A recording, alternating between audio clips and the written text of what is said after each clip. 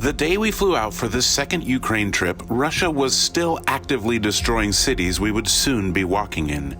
The news from that day was grim. Ukraine's western city of Lviv has been a relative safe haven during almost 2 months of fighting. Until now, Russian missiles killing at least 7 people, local authorities say. The deadly advance of Russia's war extending to a city that's become a refuge for thousands fleeing. It's also a major supply hub. Where are we supposed to evacuate to now, says this woman. They are hitting all of Ukraine, an increasing feeling that nowhere is truly safe. We took the time to understand the risks and work with partners on the ground there that understand where it is best to provide help and hope and where it is needed most. The logistics of bringing help to a war zone are complicated, to say the least.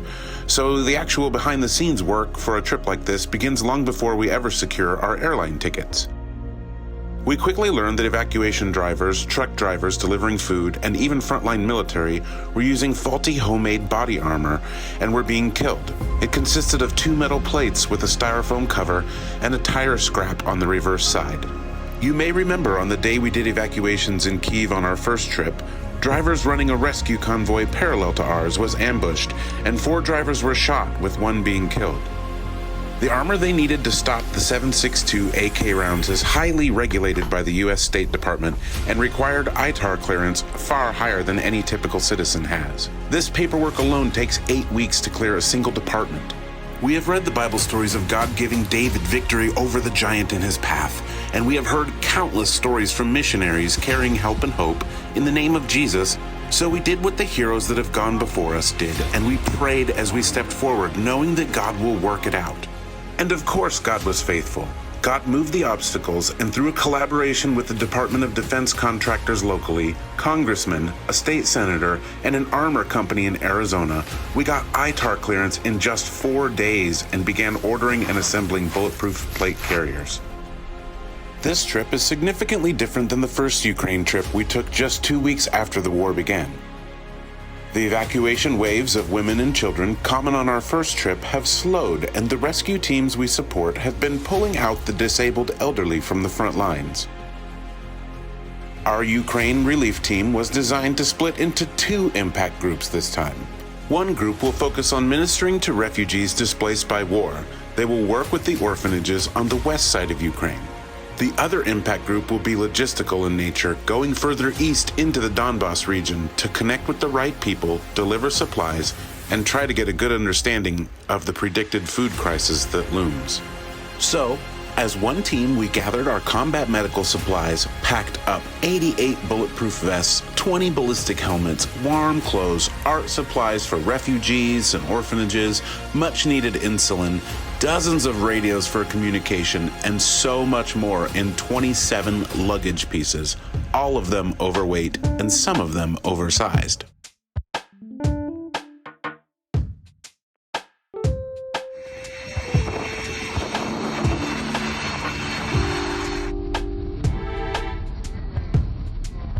We landed in Germany with all 27 of our pieces of luggage, 0 issues.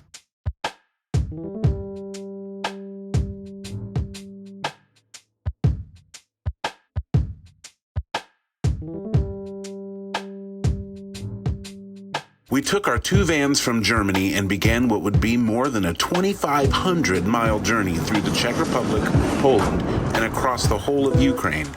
The amount of driving is the same as going from New York to San Francisco. It was not a completely uneventful drive. We did have a few side adventures. Yeah, it's bad right here. And duct tape and zip ties will fix it. Run through the back. Sound I want to hear. Fixing the diesel leak, but we lost quite a bit of diesel. So we're asking somebody's neighbor if they have some to spare.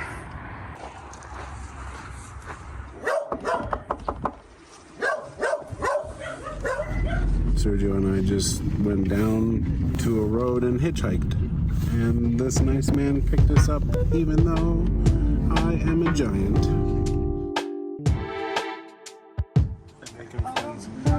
We made sure to pray for this tiny Polish Good Samaritan with his tiny car and blessed him with money for his time and kindness. You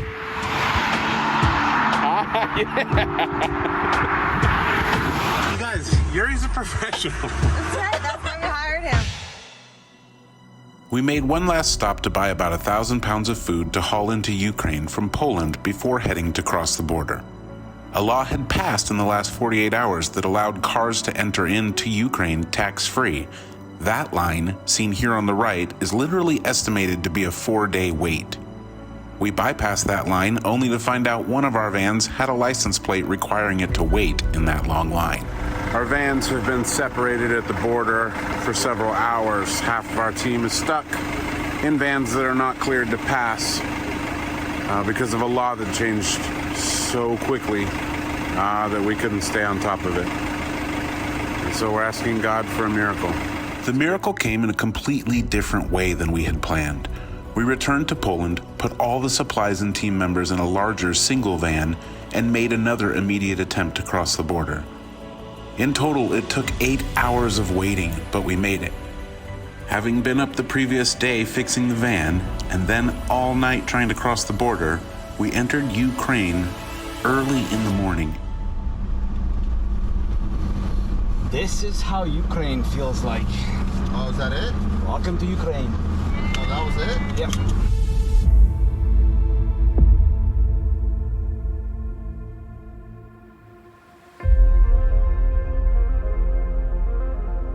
A few hours later, and we were in Lviv to drop off 4 huge 80-pound bins of medical supplies. We then repacked the van and drove a few more hours to Ternopil.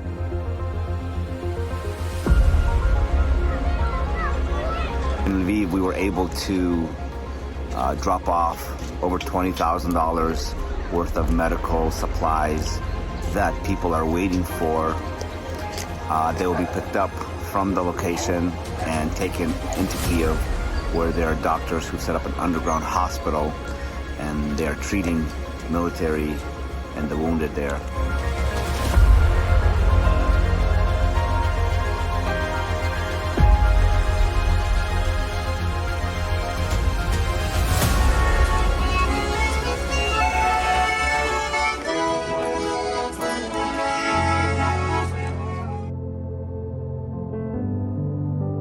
Our time in Ternopil began with unloading the ballistic shielding we brought.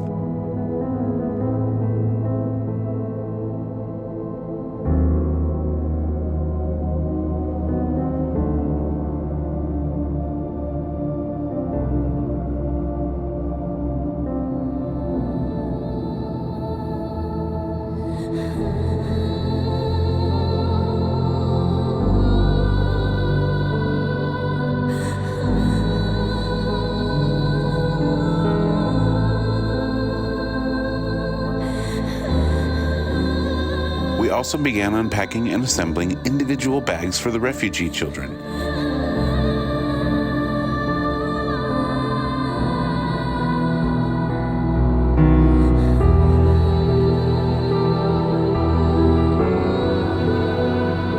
That evening, we spent time at the shelter, connecting with displaced refugees from all over Ukraine.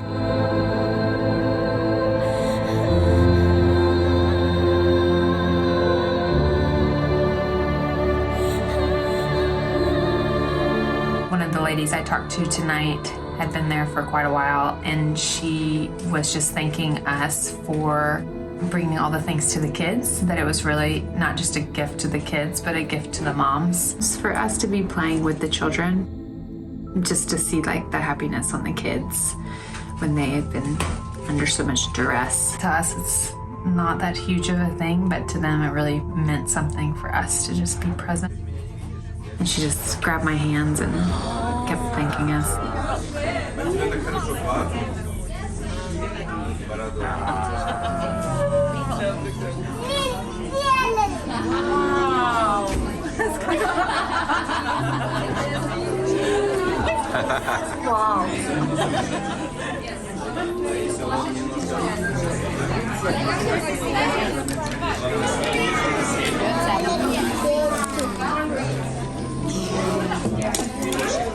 What is that?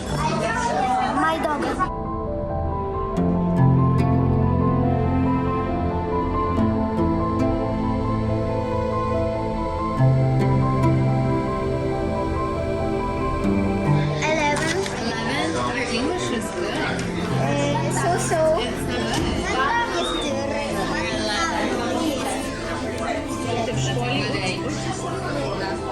We would minister to families and things would almost feel normal, but then all too common reminders that we were never really safe in a country at war would interrupt us. The sirens are going off. I think we're more shocked that everything is business as usual. Everybody's lives are continuing. Like, nobody stops to, shift something in their day or in their life. It's normal. Just see people walking, it's like nobody cares anymore.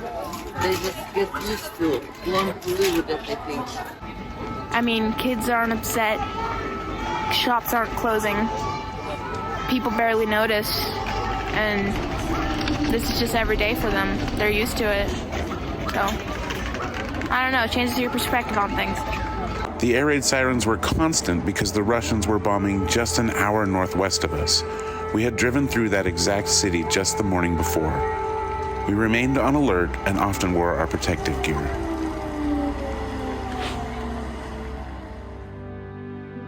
The next morning, our logistics team began tackling a new problem emerging on the eastern side of Ukraine. All right, we are in Ternopil and are in the warehouse to load up our bus with supplies.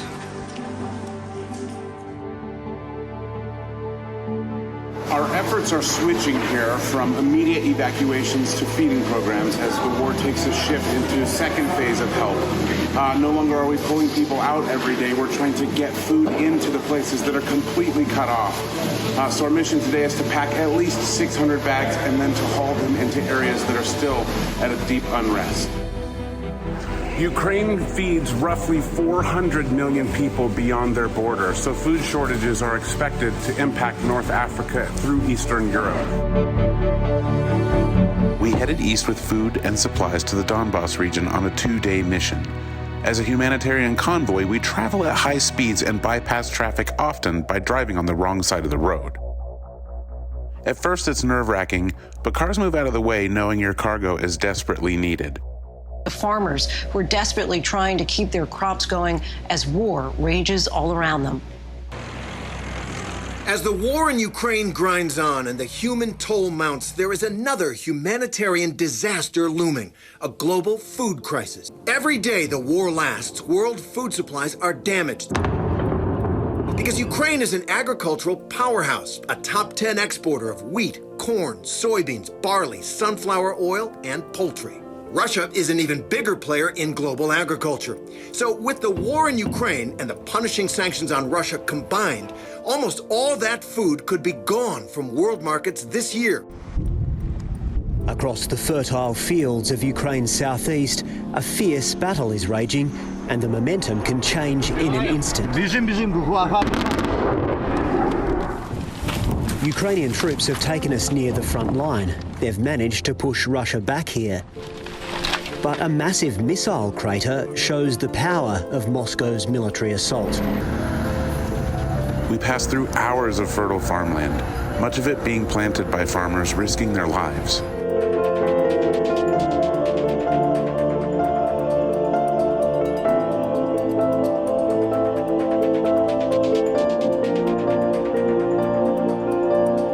We arrived in Dnipro in the Donbas region after midnight.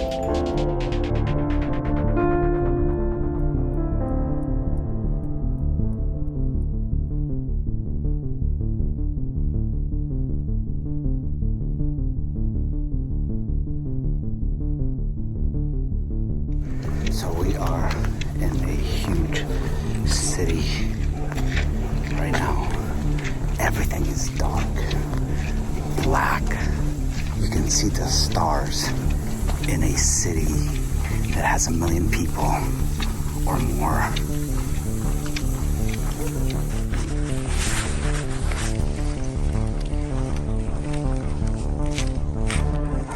Dnipro is a key city just north of the most violent conflict zone, Mariupol. Why is everything we do here so scary? This is like a scene from a very bad movie.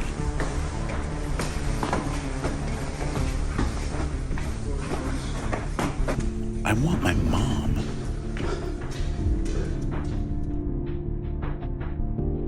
We just came into a city of over 1 million people, and there were no cars and no lights on, and it's kind of eerie. Yeah, it's scary. No cars. You can see the stars in the middle of the city. You look up and it's like bright. We're now in somebody's apartment. Clearly somebody lives here and left in a hurry, or I don't know whose apartment this is, but there's nobody in here and they gave us a key. The next morning, we delivered supplies and met contacts doing important work. As we left Dnipro, we recorded this footage crossing the bridge. Little did we know, less than a week later, that bridge would be completely destroyed by a Russian missile strike.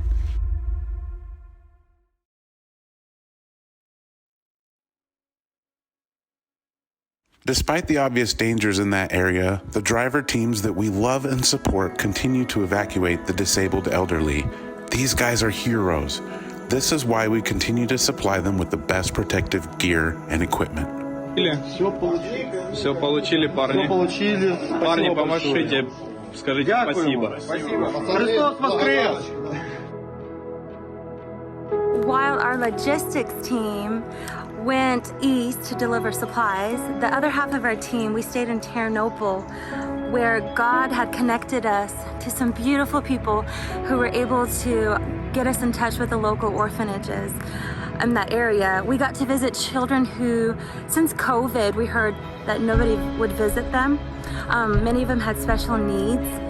And so we were able to come there and bring them goodie bags and food and art supplies.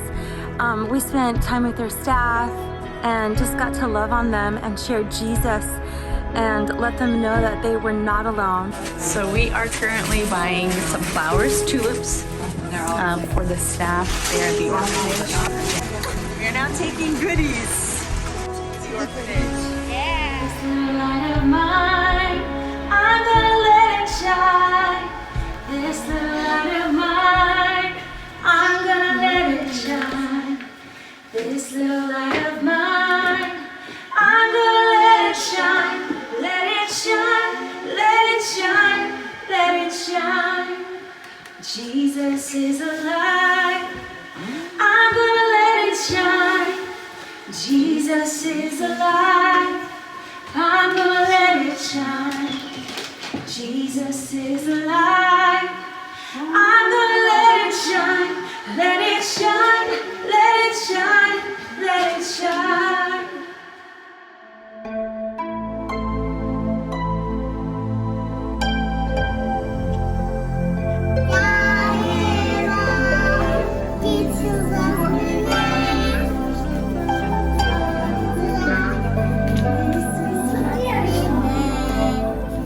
We are headed into another orphanage. We're also bringing gifts and sweets.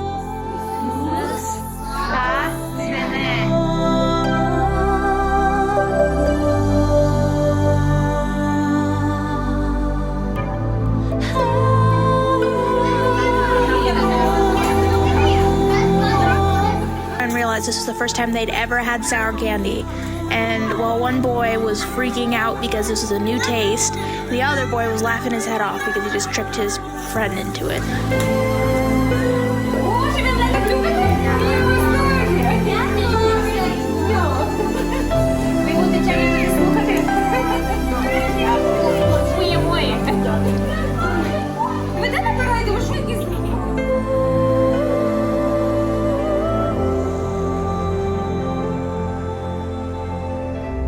Right now we're getting food for an orphanage in Lviv.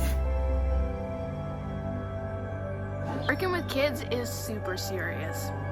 I am the van guardian of the van. All right, Jessica's pretty happy about it. Okay. I'm starving, I'm cold, and We're getting... That's all. Do you speak English? Do I speak English? No, I do not speak English. Я погладить? Да. А тобі розрішають? Ти хочеш, щоб я з тобою пішов і щоб не кричали на мене? Так. Да? Oh, he wants to get me in trouble. We're excited to be here. We brought in supplies, art things, cleaning things that they needed, a lot of food and some toys, I think, and some other things with the kids. It's so exciting to be the hands and feet of Jesus and just love on these kids. The building that you see behind me is the orphanage. It's over 1,000 years old, which is crazy.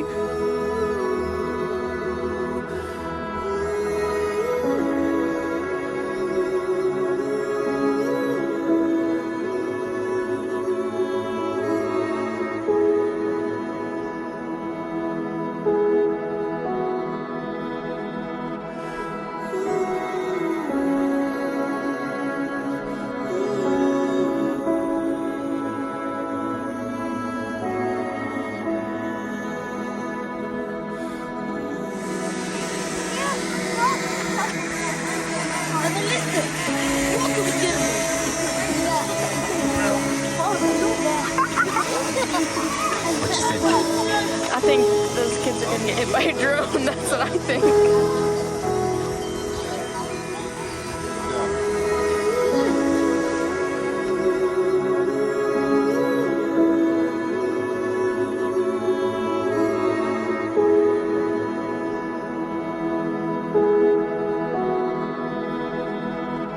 Our time in Ukraine had come to an end, and even though we spent 86 hours in the car together, the trip felt short in some regards. We love the people, that's why we come. We have compassion for their situation, and it's easy to empathize with their needs. People are asking if we will return and when. We don't know when yet, but we are starting to catch a vision for how we can do longer ministry here and impact the next generation.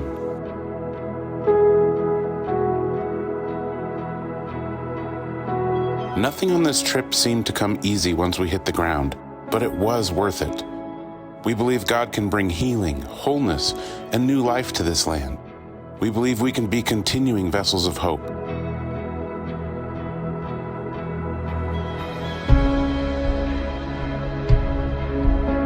Thank you for continuing to support the help and the care that we bring in the name of Jesus.